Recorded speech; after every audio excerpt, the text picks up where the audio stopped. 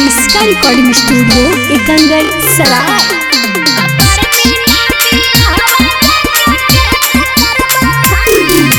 DJ Kandan राज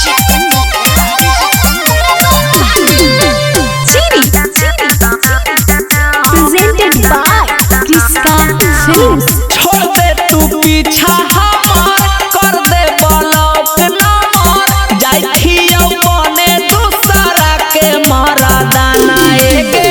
छोड़ दे तू पीछा हमार कर दे बलौट नमर जाइखियो बने दूसरा के मारा दाना।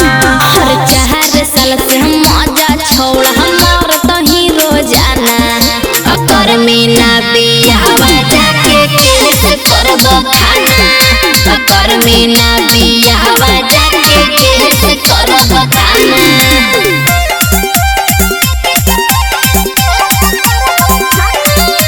डीजे कंदन राज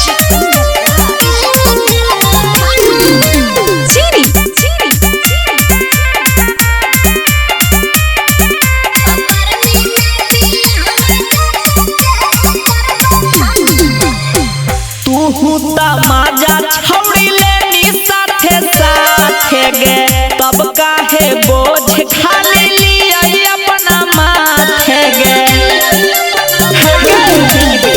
तू तमाजा छौड़ी लेनी साथे साथे गे तब काहे बोझ खाली लिया अपना माथे। आगे छौड़ी जादे देखावे ना चालाकी छौड़ी हमरा तर करना ना का झांकी। हर चाहर साल से हम मजा छोड़ हमार तही रोजाना अकर मीना बियाहवा जाके केस करबो खाना।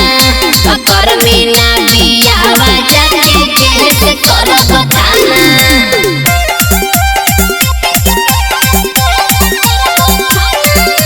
डीजे कंदन राज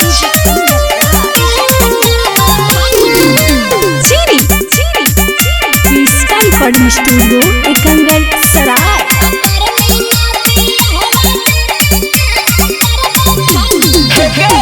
राजा रौसनवा के नायो से डेरावगे थाना पुलिस में ना हमरा भरमावगे।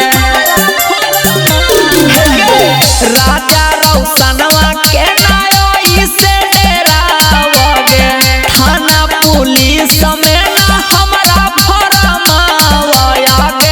छौड़ी नया माल लइतौ अब कुंदनवा छौड़ी तोरा से फर गेलौ मनवा।